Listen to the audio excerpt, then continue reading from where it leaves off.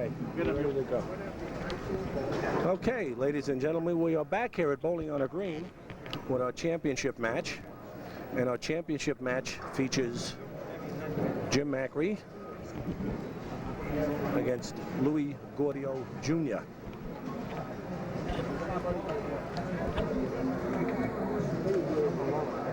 Feedback.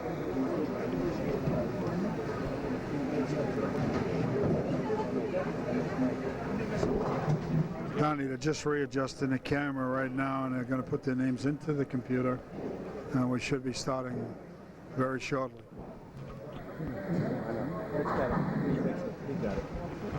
All right, Donnie, Lou Gordio, average. Well, Louis Gordio is one of the scratch bowlers that make the championship round of competition today.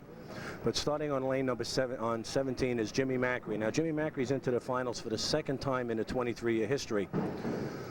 He qualified back at Country Lanes in the mid-'80s. And he beat some very tough competition today. Just the last game in the semifinal match, he knocked off Willie Apo, who was runner-up last year. But Willie also missed that spare in the 10th Yes, he did. Donnie. Yes, very critical. He's off to a good He start. starts with a ringing strike, 10 in the pit, and our championship match, Bobby Simonelli, is underway. And I must admit, it's nice to be back broadcasting again after a big hiatus. Lou Gordio is just coming off a great match. And let me tell you something, he was drilling the lanes that he was on. And I noticed the more he seems to lean into the ball, the stronger the ball reacts in the back end. He's getting stronger as the day progresses, Louis Gordio. No, he could do this all day. Tough match. He's knocked off Dan Dunleavy in the last round of competition.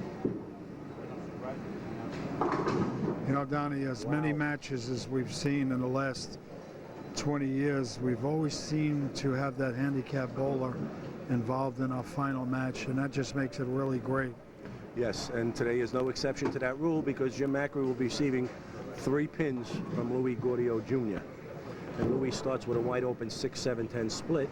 You don't want to get behind too early, too soon in the championship match, Bobby. See, Donnie, they had a lot of practice on this pair, and Louis was really hitting the lanes very well. And I think he just sort of got a little soft on that shot.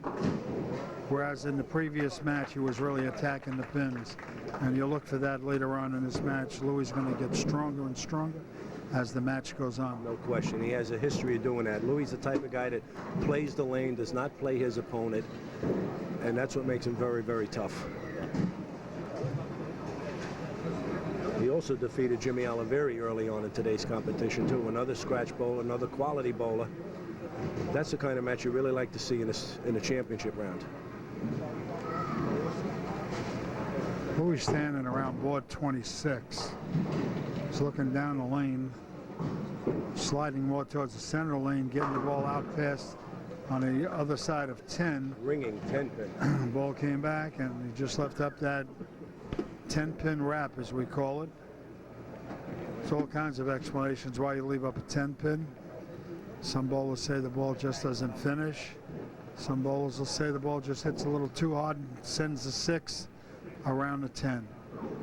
In a Lou's case that time, it was a hard hit. He needed a 10-pin conversion in a semifinal match to defeat Dan Dunleavy and advance to the point where he's at right now.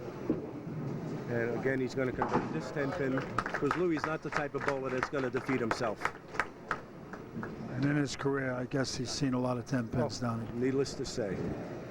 Jim Macri is up in lane 18 for frame number 2. He's working on a strike. His first game, he eliminated John Chico. In his second game, he knocked off 4-time champion Rob Vinci. And in the last match, he defeated Willie Apo.